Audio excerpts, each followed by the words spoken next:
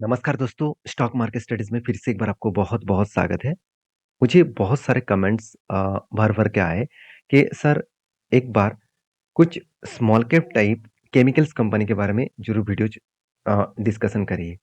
तो small cap type जितने सारे केमिकल्स कंपनी है इसके ऊपर मैं बहुत सारे वीडियोज़ आपके साथ शेयर किया हूँ। तो आज मैं फिर से एक वीडियो आपके साथ शेयर करूँगा, जो देखा जाए तो स्मॉल कैप कैटेगरीज़ के बिलॉन्ग करते हैं और इस कंपनी में फ्यूचर में ग्रोथ और पोटेंशियल बहुत ज़्यादा है। क्यों मैं ये बात कर रहा हूँ?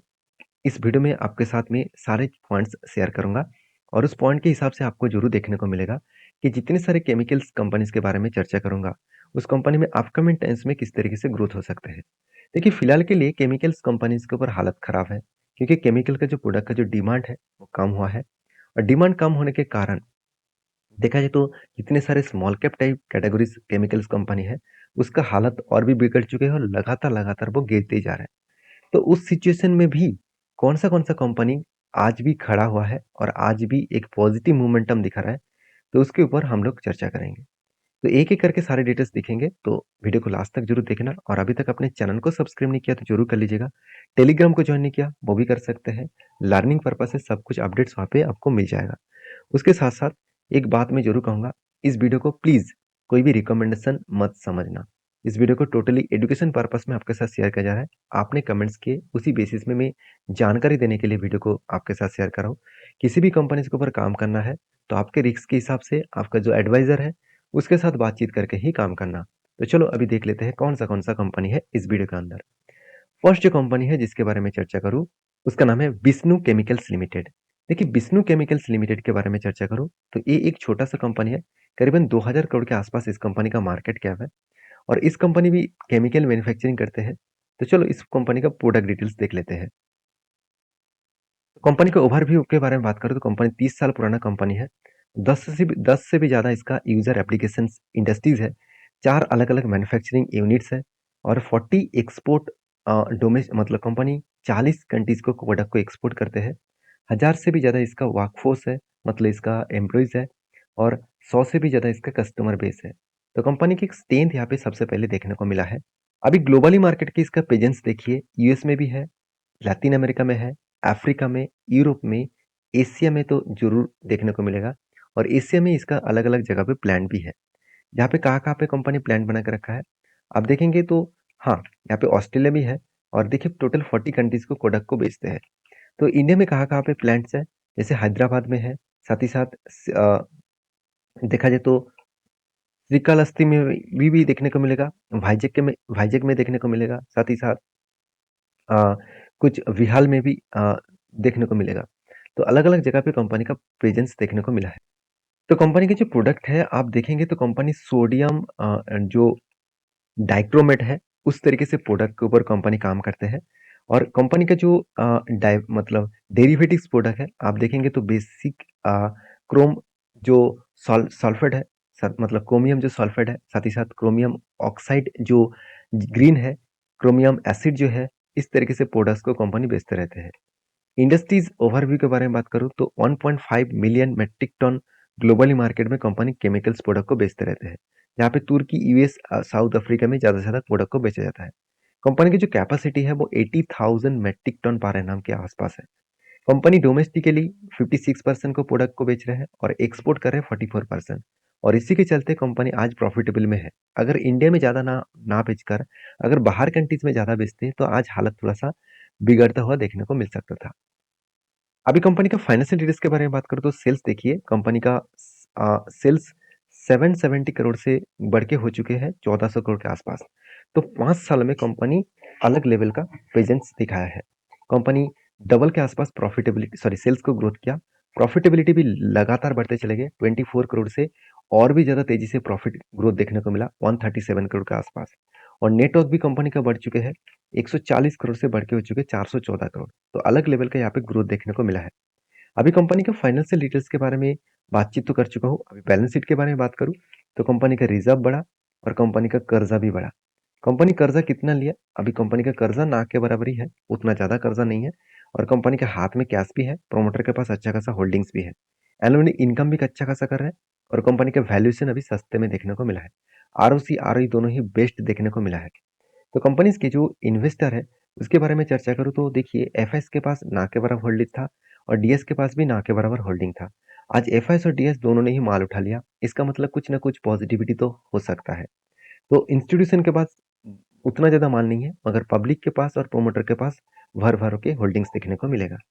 तो रही बात इस कंपनी के चार्ट पैटर्न्स का, तो चार्ट पैटर्न कुछ अलग लेवल का परफॉर्मेंस देखने को मिला। 2016 से 2000 एक्चुअली 2015 से कंपनी स्टार्ट हुआ, तब इसका प्राइस था करीबन ₹30 और वहाँ से देखिए कोविड के लेवल में करेक्शन हुआ था।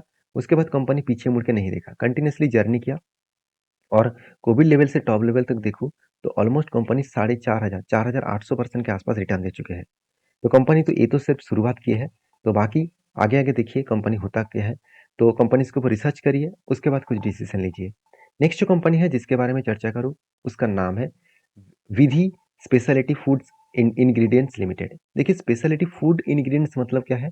देखिए फूड में जो कलर यूज़ किया जाता है, फूड में जो अलग-अलग केमिकल्स यूज़ किया जाता है, खाने-पीने की चीज़ के ऊपर, उसी तरीके से प्रोडक्ट्स के ऊपर कंपनी काम करते हैं।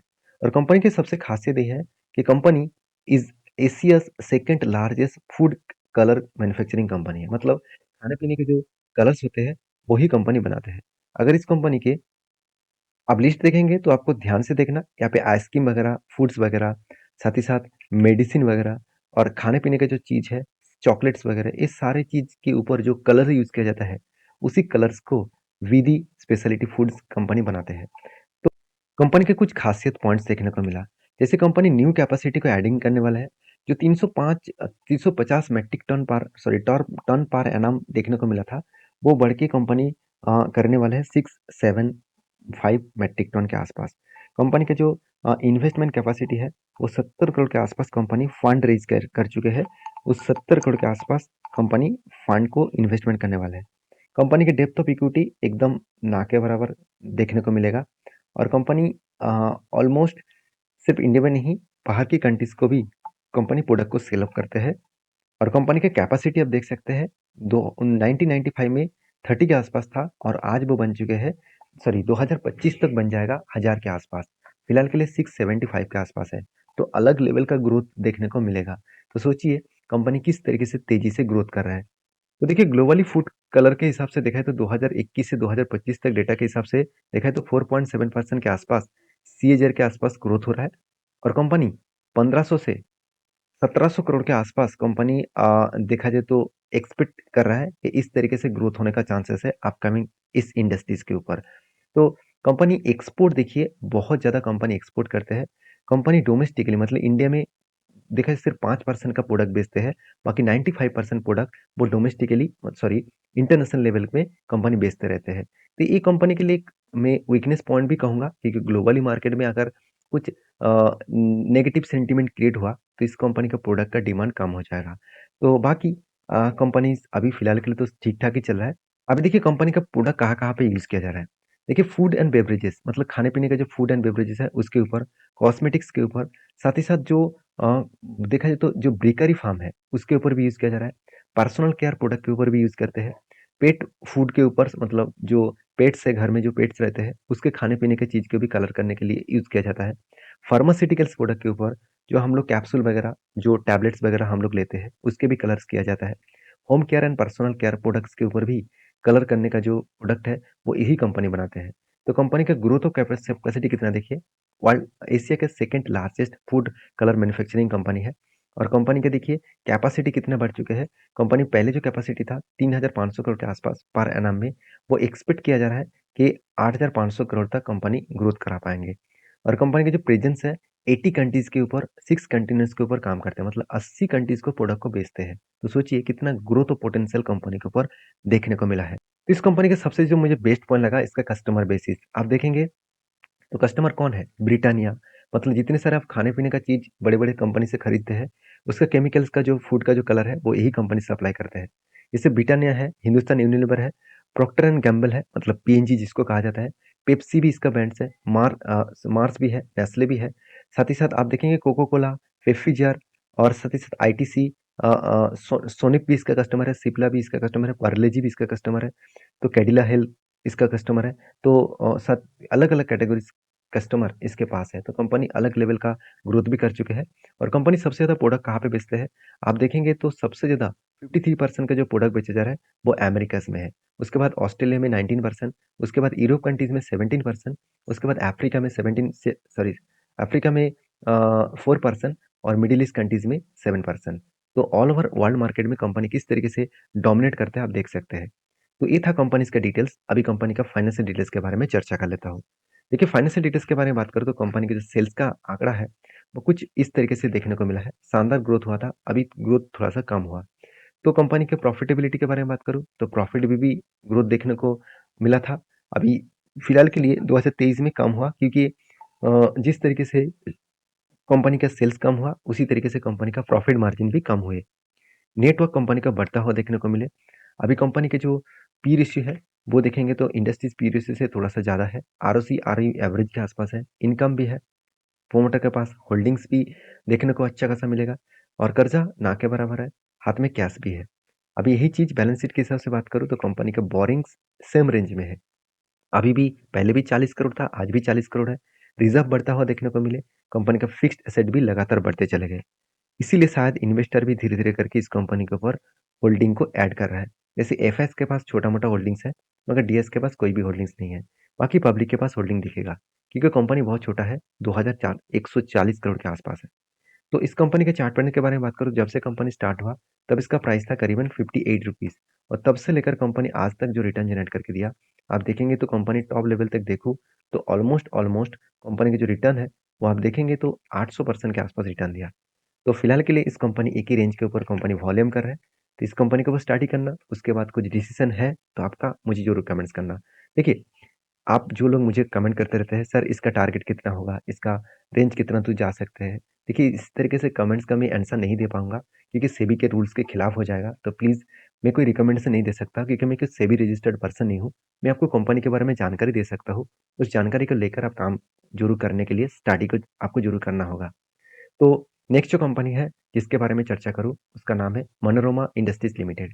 देखिए, ये भी एक केमिकल इंडस्ट्रीज से बिलोंग करते हैं, और इस कंपनी का मेन जो बिजनेस है, वो स्पेशलिटी केमिकल्स के ऊपर है। और कंपनी वर्ल्ड की एक मतलब अलग लेवल का कंपनी है। कल वर्ल्ड में एक खुद का रिप्रेजेंट भी बना चुके हैं। मतलब वर्ल्ड में अच्छा खासा ग्रोथ भी करने वाला कंपनी है। कंपनी भी छोटा कंपनी है, 2400 करोड़ के आसपास। पी रेशियो बहुत हाई देखने को मिलेगा।